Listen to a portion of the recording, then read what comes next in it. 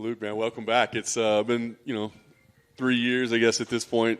First fight week. I know it's still kind of early in the week, but what are the emotions like right now, and how does it feel to finally be back?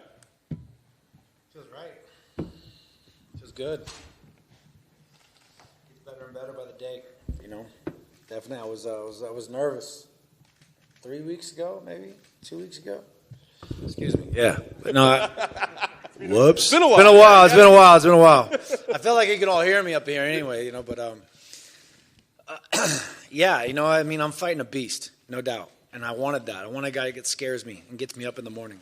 And that fuels me to fucking push myself to that end of who I am. And that's what defines a real man, is the finding the biggest test, the biggest challenge, and going out there and fucking putting themselves up to it. You're going to succeed or die trying.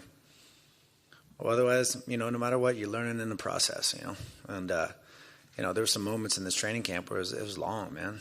He delayed this fight. It was supposed to be International Fight Week, and then something come up. He bitched and complained, and it went to Dallas, and then, I don't know, rumors of cosmetic bullshit. I don't know what's going on, but, hey.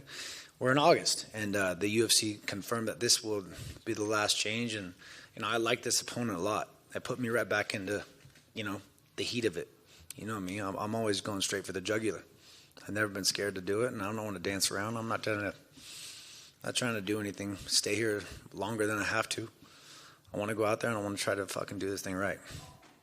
So I got through those hard points in the training camps, the parts that were like injuries and things, and was it right? Is it wrong? Where am I at? What's this? But I feel fucking good. Right now, I feel stronger and stronger by the day. And it feels right. I'm not questioning myself. I'm going to go out there no matter what. I'm going to go out there. I'm going to try to be the best I can be. And like I said before, the less I question myself, the more I can see this man questioning himself. I was going to ask you about that. I mean, you talk about what a dangerous guy is, and he certainly has been at times, but he's been inconsistent as of late as well. And it feels like there's a lot of question marks around him. Adversity makes a man. He has not been able to deal with adversity. It's only getting worse. And we'll see who the man shows up. This is the real test. The first loss was one thing, and he used weight as a weakness, as what he did. He missed weight. He tried to pull the 10 pounds up, and he couldn't. Then he used that that is an advantage he's trying to seek because he's fucking weak-minded motherfucker. But now the real test is here. This is like one loss, 2 losses. Everything's on the line now. Now as the fucking real man shows up. I've dealt with adversity in the past. I lost my second fight. Everyone was already. Before I even fought, they were like ready to put me in versus Matt Hughes. I remember, they're like, you can fucking win right now. And I go out and lose, and everyone's like, oh, he's nothing. I'm like, fuck all you. I'm still the man. I stormed through everybody, and I won Strikeforce World Championship over, and I defended that motherfucker twice. I come to the UFC, disrespected, right off the bat. The Daniel and fucking Gilbert, they all got credit. I didn't get shit. Go fight Vitor on steroids in fucking Brazil. Kick clip, get fucking spinning heel kicked in the face. Oh, he ain't shit. He ain't fucking nothing. Now he's really not nothing. Fucking bullshit. I go fight Costa Philippou, a fucking dangerous striker. I should fucking get mopped in that. Then I'm gonna take him down. I need to do this, do that. What did I do? I knocked that motherfucker out. The same fucking fighter. The same guys working off intimidation and power and what they do. I've dealt with adversity. He hasn't. The way you speak right now, obviously, it's fight week. There's an edge about you, but I just wonder, I guess, kind of what your relationship is with the sport right now. Like, you're here, but are you enjoying the process at all? I mean, is this something that you're like, I'm happy I made this choice, or is it just like, this is something I have to do? No, it's something I want to do. I've took a long time away to understand what I want and to go do this thing on my own accord. And, I chased it and forced it, and I did this shit out of hate for a while, especially after losing the title. I lost my focus after I won the title, the undisputed title. I went at it for the wrong reasons, for money and different things, and you're trying to fucking navigate business and different things, and you're going out there trying to overprove yourself and force the situation. You can see it in my fight. You watch the first Bisping fight, I was a predator. I was a killer. And I went into the second fight just fucking like an idiot running forward. After I lost the title, then you get belittled by the beast. The leverage game. All business. Anywhere you go. It's not just the UFC. I mean, it's a bigger, stronger mafia here, for sure. And they belittle you, and they try to gain advantage and try to belittle your worth. And it turns into hate. And you start fighting out of hate to prove yourself, to do this, to do that, and do it for all the wrong reasons. Yeah. And I did that for a while. And injuries corrupt you too, of course. And they make you force the issue, and they compromise you, and they make you do different things.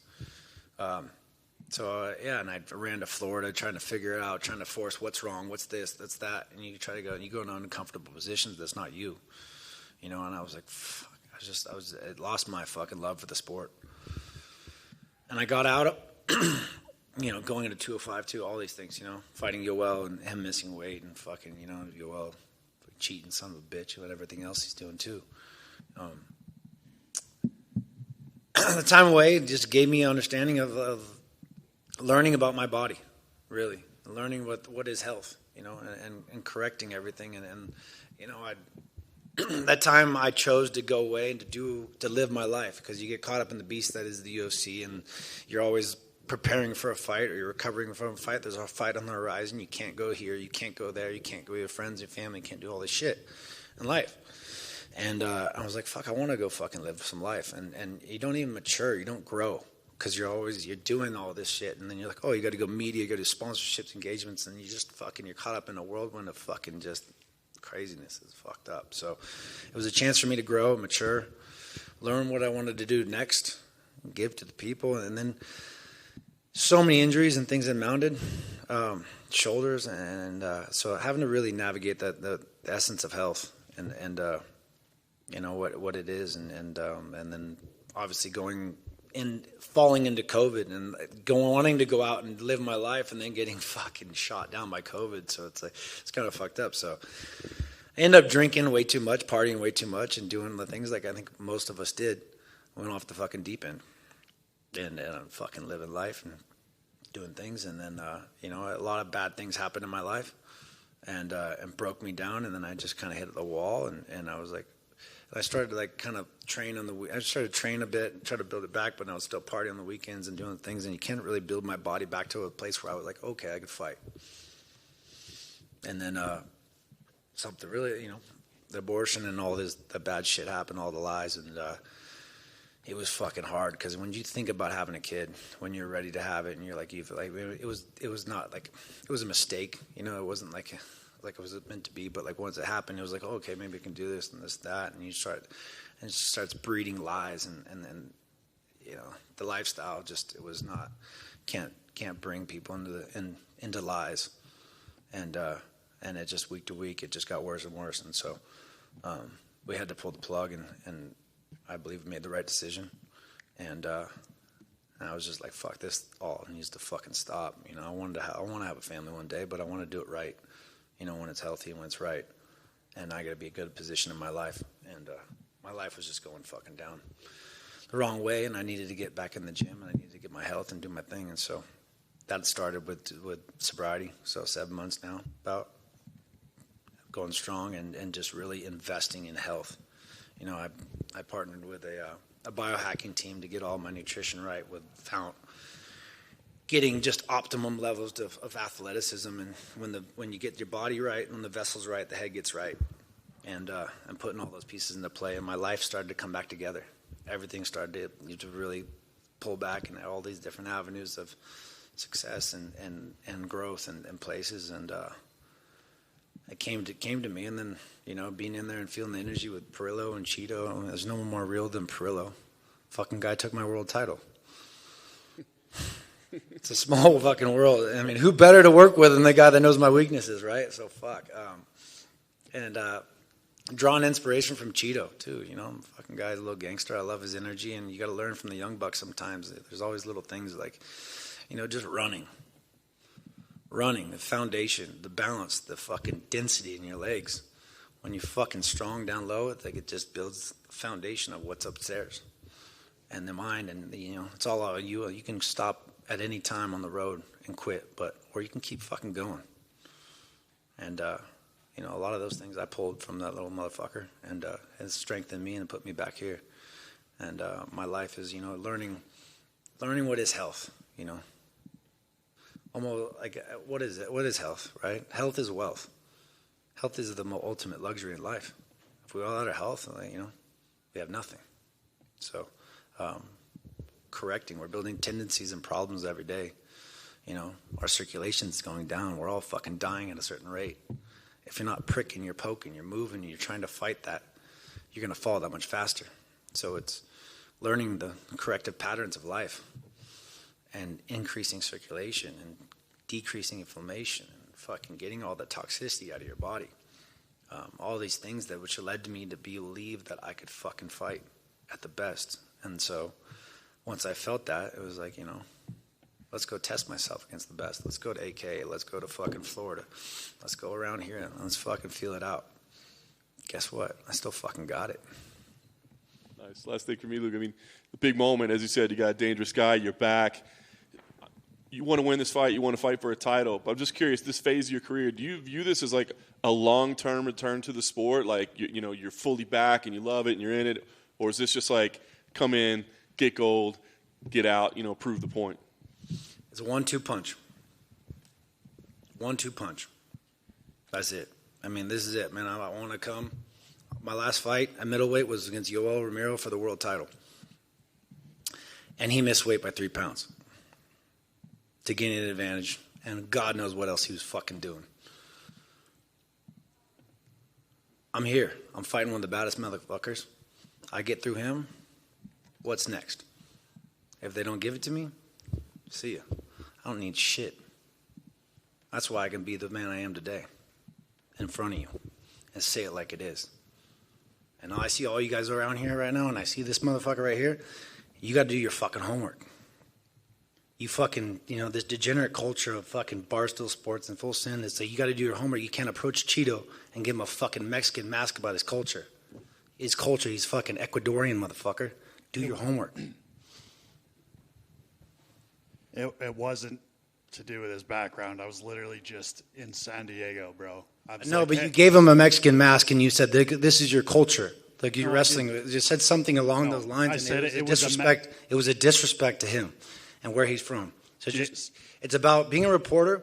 It's about doing your homework and really understanding what I know you guys got carte blanche because Dana's fucking partner with you guys right now, but fucking do your fucking homework and grow a better culture. So Jason, stop giving bad culture to kids. Jason House is his manager, who's a friend of mine.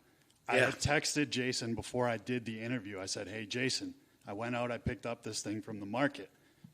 Nothing to do with Cheeto's culture. It was just something interesting. You related it to him being a Mexican. No, I didn't. When did I call That's him? how he took it. That's Mexican culture. But when did I call him Mexican in the interview? Anyways, I worked it out with Jason. I know. I'm just saying, just do your homework before you get there. And it's just creating a better culture, man. That's what it comes down to. I get you, bro. But like I said, it was no. I understand. But I'm just saying. I got just you. for future reference. Have you watched any of our other interviews? No, I don't. All right, man. Appreciate you. Luke, and I don't you either. It's all good. Luke, down here to your left. Over the past few weeks, you've been very vocal about fighter pay. Do you worry that maybe the promotion will sort of be rooting against you if you continue to talk out about that subject? Root against me for what? What are they going to do? I mean, root against me, go for it. Do your thing, dude. I'm here to fight. I'm not saying anything that's not real. Everything I'm saying is justified and truthful. Just because I should be in a position of power before I say this shit? Fuck off. I got nothing to lose. I don't need this business. It's just I love fighting. And I'm here to fight the best motherfuckers, and this happens to be the place where it's done. The company is fucking growing, and they're implementing other little stupid-ass bonuses. $5,000 here, $5,000 there. $50,000, man. We've been stuck on this motherfucker for fucking 20 fucking years. I mean, back when GSP fought Jake, what is it, 100,000? Fucking, there was growing. There was when Lorenzo and Frank were running the show, there was real grounding wires. These guys don't know what they're doing. They're letting Dana just run the show and suppress the sport. They need to grow. This whole fucking thing needs to grow together. Our lives are on the fucking line. Healthcare needs to be taken care of. Our fucking health needs to be taken care of. Mine has not been taken care of. You know what I mean? It's like there's a lot of things need to fucking change. It's like I'm just not going to be scared to say it. Everyone wants to fucking, because they want to get that title shot. They want to move up. And I've fucking done it all. And then it's like, yeah, this is business. Every business is like this. It's about leverage. It's a game of leverage in life. And it's about fucking always keeping the upper hand. It's not just here. It's everywhere. And if you let these motherfuckers think that they have that leverage, it's only going to grow above you. So it's just people understanding their worth. Luke, how would you advise another fighter to understand that worth right here? Fucking leverage yourself outside the game, you know what I mean? As much as I dislike, like, you know, like what I've done, I mean, I've been fucking very much in the fucking bad world, but, you know, and as much as I dislike where these guys are going and what they represent, like the fucking Sean O'Malley's and the Patties, these fucking guys have leveraged the game. They know what's going on, and they have the power. I'd like to see it be done differently, whatever, you know, fucking respect to them for understanding that and taking the time away. The Patty kid seems to have good, I mean, they're both not dumb at all. They both are doing their thing, but, you know, I'd just like to see a better culture grow. And when you say your health hasn't been taken care of, can you elaborate on that?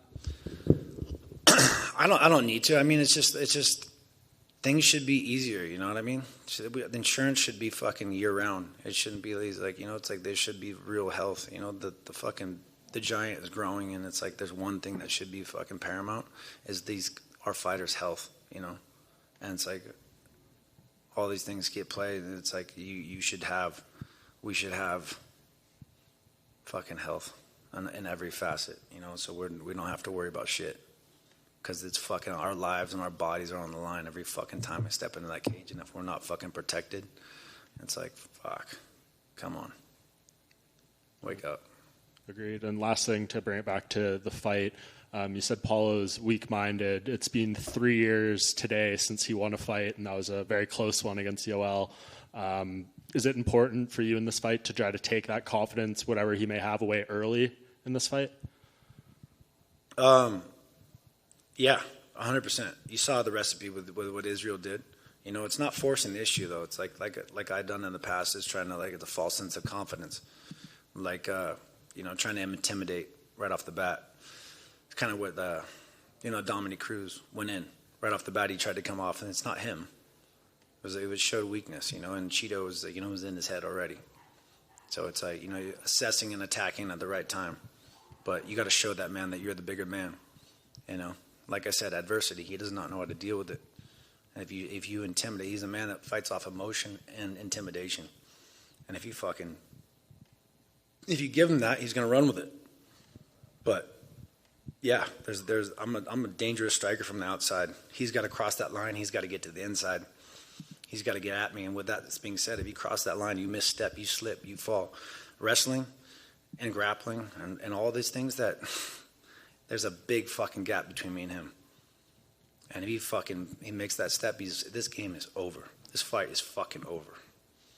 And so, you know, making him fucking know that there's weapons on the outside, and that any time he fucking makes a mistake, there's going to be weapons on the inside. And that's natural for you, right? Like you, to this, unlike Dominic, who maybe you kind of referenced, maybe forced it a bit, you still have the record for most first-round finishes in UFC Strikeforce history. So that just is natural for you, right? Yeah. No, it comes. You know, it comes when I naturally let it come, for sure. Real quick over here, I just think it's super interesting that you've been using mushrooms and marijuana while you're training. Can you talk about how that's helped?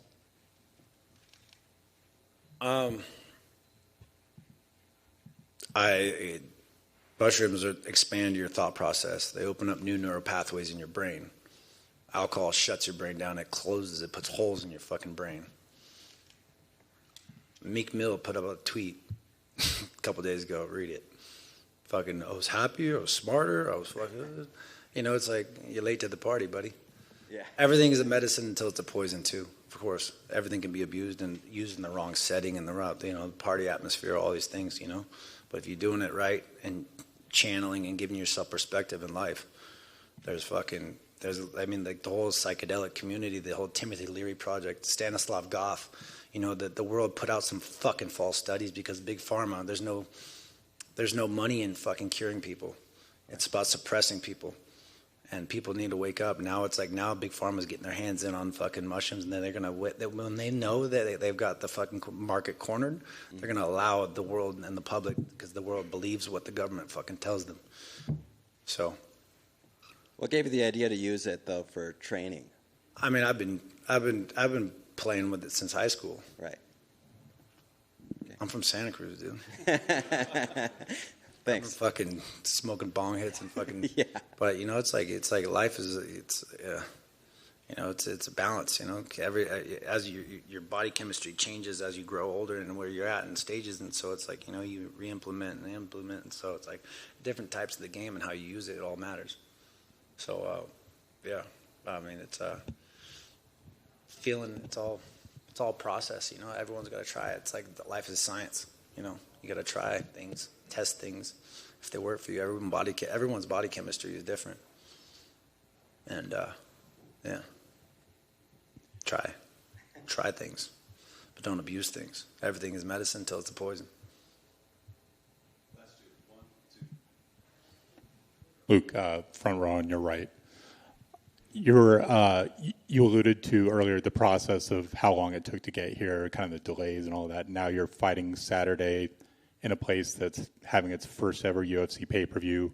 What was your reaction to finding out you're finally getting a fight and it's in Salt Lake City, and what are your expectations here?